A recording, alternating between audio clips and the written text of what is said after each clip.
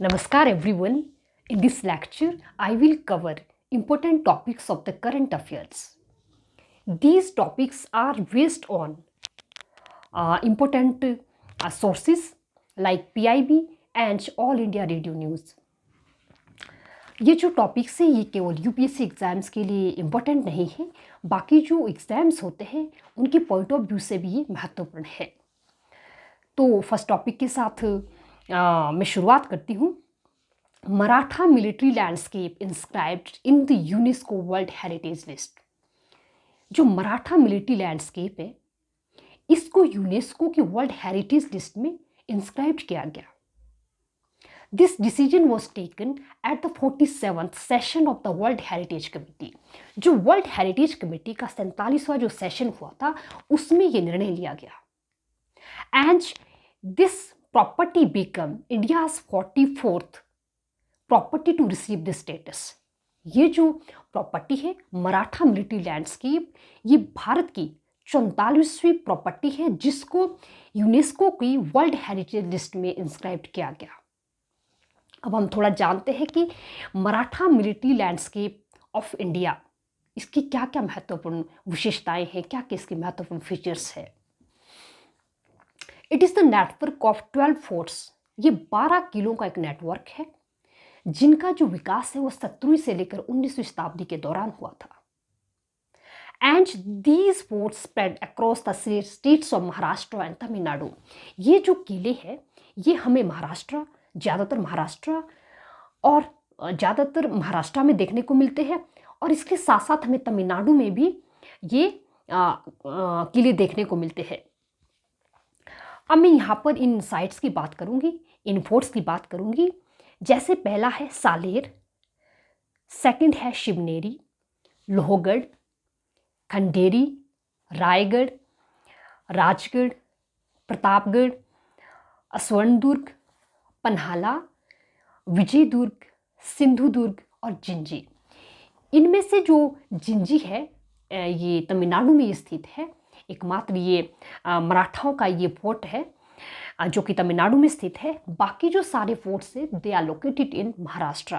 और हमने कहीं ना कहीं इतिहास को पढ़ते हुए इन सारे किलों का हमने अध्ययन किया है। जैसे रायगढ़ का किला है, पन्हाला का किला है, और आपका जो सिंधुदुर्ग है, ये जो किले हैं ये बहुत ही महत्वपूर्ण, उनका एक जो मिलिट्री का जो एक लैंडस्केप रहा है उसका एक महत्वपूर्ण हिस्सा है।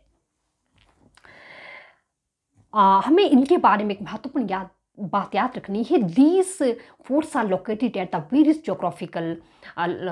Geographical locations. ये जो किले हैं ये अलग अलग ही भौगोलिक जो लोकेशंस है वहाँ पर बनाए गए थे। इससे हमें पता चलता है कि जो मराठाओं का जो एक मिलिट्री को लेकर और एक डिफेंस को लेकर जो प्लान था वो एक काफ़ी एडवांस था उस वक्त के दौर में।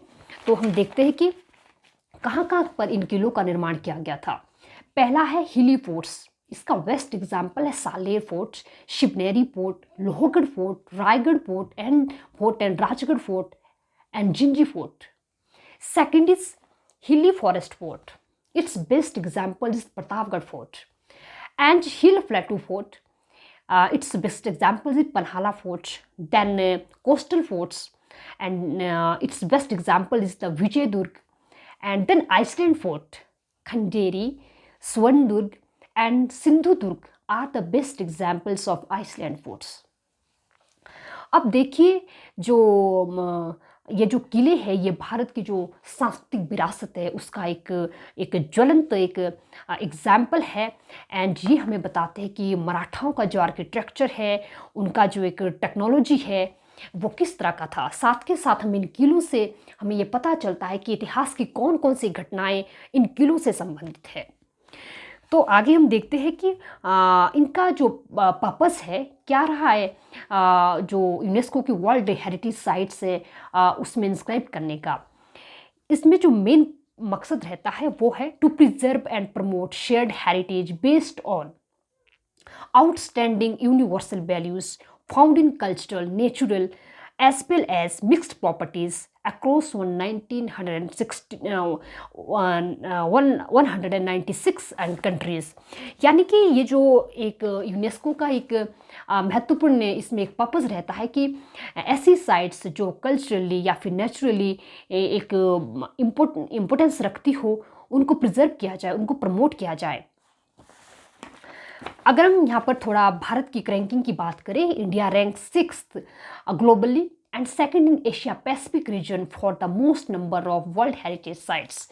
अगर हम वर्ल्ड हेरिटेज साइट्स के रैंक में हम भारत की अगर रैंक देखें तो भारत का पूरे वर्ल्ड में ग्लोबली जो रैंक है ये 6ठा है, और जो एशिया पैसिफिक रीजन में भारत का जो रैंक है वो 2nd है वर्ल्ड हेरिटेज साइट्स के नंबर के according. India has 62 sites in the tentative list of the world heritage.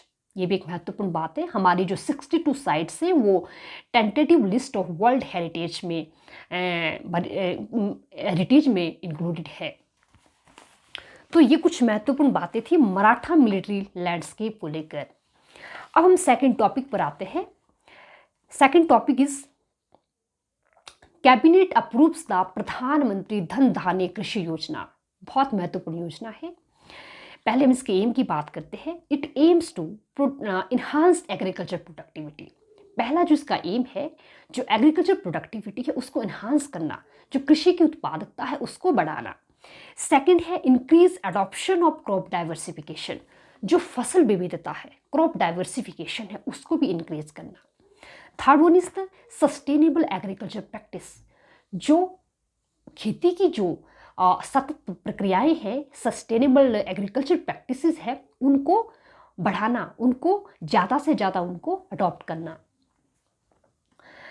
Third one is the improve irrigation facilities, सिंचाई की फैसिलिटीज़ को बढ़ाना। Last is the facilitate availability of long term and short term credit, जो long term और short term जो आपका जो agriculture credit रहता है उसको भी जो है, उसकी जो अवेलेबिलिटी है उसको भी बढ़ाना। अगला जो इसके बारे में पॉइंट है, it is 100 district will be identified on the basis of की इंडिकेटर्स। इस योजना के तहत 100 जो डिस्ट्रिक्ट है उनको पहचान की जाएगी, उनको आइडेंटिफाई किया जाएगा। बट कुछ कंडीशंस रहेगी, कुछ इंडिकेटर्स रहेंगे। जैसे पहला है लो प्रोडक्टिविटी, जहाँ पर जो कृषि की उत्पादकता है वो कम हो। सेकंड है लो क्रॉपिंग इंटेंसिटी, जो क्रॉपिंग जो इंटेंसिटी है वो भी लो हो। एंड लो क्रेडिट डिसबर्समेंट, जहाँ पर जो कृषि जो वित्त है उसका जो वितरण है वो भी लो हो। ये 3 इंडिकेटर है जिसके बेस पर जो 100 डिस्ट्रिक्ट है उनको आइडेंटिफाई किया जाएगा, उनका चयन किया जाएगा। एक और महत्वपूर्ण बात है, minimum of 1 district will be selected from the state, जो मिनिमम है एक डिस्ट्रिक्ट का एक स्टेट से चयन किया जाएगा। अगर हम इसके टाइम पीरियड की बात करें, इसका टाइम पीरियड 6 years है, which is starting from the 2025-26, जो कि 2025-26 से स्टार्ट होता है और ये 6 साल तक ये टाइम पीरियड रहेगा। Then this scheme has drawn inspiration from the Niti Aayog's aspirational district programme. हमने नीति आयोग के एस्पिरेशनल डिस्ट्रिक्ट प्रोग्राम के बारे में भी पढ़ा है। ये सेम उसके बेस पर ये स्कीम है। This is the first scheme which exclusively focuses on the agriculture and allied sectors. तो ये एक ऐसी एक फर्स्ट यानी कि पहली योजना है जो कि पूर्णतः कृषि और जो उससे संबंधित जो सेक्टर है उस पर ये फोकस करती है। एक और पॉइंट है इस स्कीम के अंदर, the committees will be formed at district, state and national level for the effective planning, implementation and monitoring of the scheme. यानी कि जो कमिटीज़ है उनका गठन किया जाएगा स्टेट लेवल पर भी, डिस्ट्रिक्ट लेवल पर भी और नेशनल लेवल पर भी। क्यों किया जाएगा? इफेक्टिव प्लानिंग, ताकि जो प्लानिंग है वो इफेक्टिव हो, इम्प्लीमेंटेशन एंड मॉनिटरिंग, और जो स्कीम है इसका इम्प्लीमेंटेशन बहुत अच्छे तरीके से हो और साथ के साथ जो मॉनिटरिंग है वो भी बेहतरीन ढंग से हो। इसी कारण ये जो है डिस्ट्रिक्ट, स्टेट और नेशनल लेवल पर जो है इस योजना के तहत कमिटीज़ का निर्माण किया जाएगा। अब तीसरे टॉपिक की ओर बढ़ते हैं। It is youth spiritual summit, बहुत इंपॉर्टेंट टॉपिक है। This summit is launched by the ministry of youth affairs and sports in Varanasi. हम सबको पता है कि ये जो समिट है ये वाराणसी में ये हो रही है।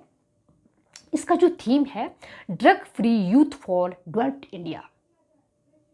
अब हमें ये भी याद रखना है कि जो भारत का जो एक विकसित बनने का जो टारगेट है ये 2047 है, और जो विकसित भारत को बनाने में जो यूथ है उनका एक बहुत बड़ा रोल है। सो भारत के युवाओं को ड्रग्स से मुक्त रखना है, नशा से मुक्त रखना है। जो ये थीम है इसी पर आधारित है कि drug free youth for developed India. There are more than 600 young participate in the spiritual summit. 600 से अधिक जो यंग पार्टिसिपेंट्स है वो इस समिट में वो भाग ले रहे हैं।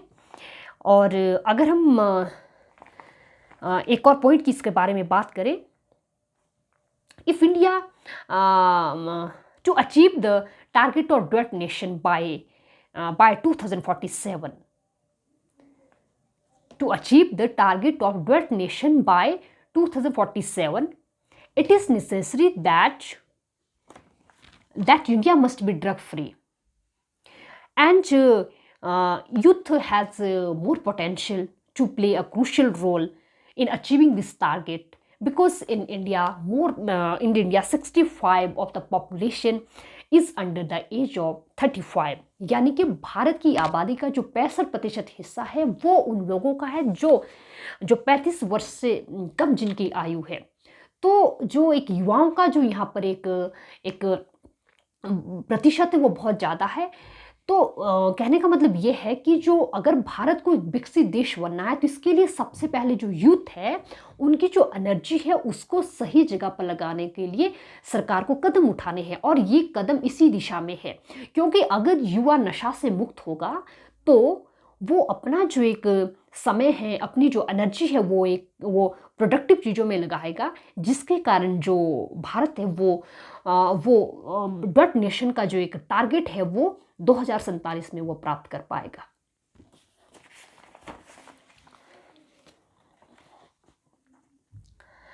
And this summit will conclude with the release of Kashi declaration. और ये जो समिट है इसका जो कंक्लूजन है वो काशी डिक्लेरेशन के साथ होगा, क्योंकि ये समिट काशी में ही चल रही है, बनारस में चल रही है। अब हम अगले टॉपिक पे आते हैं, तलाश initiative. This initiative has been launched by the National Education Society for Tribal Students in partnership with UNICEF India। अब तलाश का ये मतलब क्या है? तलाश का मतलब है tribal aptitude life skills and self esteem hub. It is a national program, ये एक राष्ट्रीय एक प्रोग्राम है, and it aims to all round development of students in the Eklavya model residential school. जो एकलव्य मॉडल रेजिडेंशियल स्कूल है जो कि tribal students के लिए खोला गया है, ट्राइबल एरियाज में इनको खोला गया है, उनमें जो ऑल राउंड डेवलपमेंट हो उन स्कूलों के स्टूडेंट्स की, इसका एक प्रमुख लक्ष्य ये है। Second, it will improve both the educational and personal growth of tribal students across India.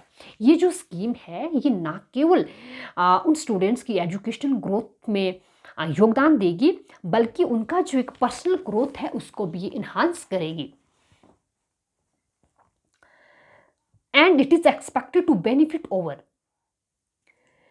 1,38,336, यानी कि 1,38,336 जो स्टूडेंट है जिनका एकलव्य मॉडल रेजिडेंशियल स्कूलों में जो एनरोलमेंट है ये उनको बेनिफिट करेगी। ये नंबर दिया गया है जो कि हमारे 28 स्टेट्स और यूनियन टेरिटरीज में जो ये स्कूल्स फैले हुए हैं।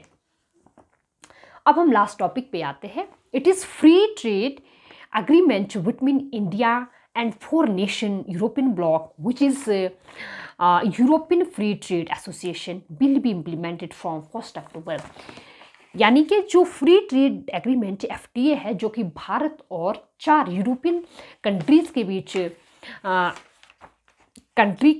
के बीच हुआ है, इसका जो इम्प्लीमेंटेशन है ये 1 अक्टूबर से ये स्टार्ट हो जाएगा। अब ये 4 यूरोपियन देश है जिनमें आइसलैंड है, नॉर्वे है और स्विट्ज़रलैंड है, और एक अन्य देश है।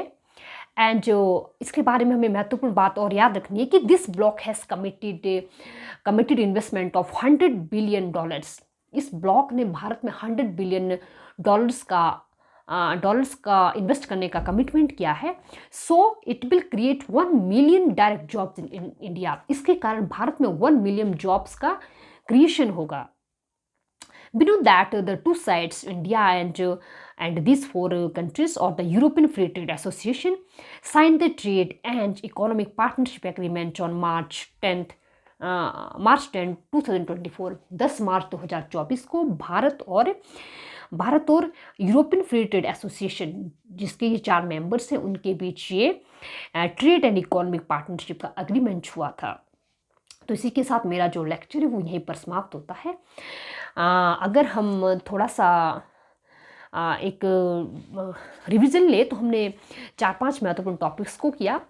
पहला है Maratha military landscape which has been inscribed in the UNESCO world heritage list, and second one is the Pradhanmantri Dhan Dhanya Yojana, and third one is the youth spiritual summit, and fourth one is the Talash initiative, and last one is the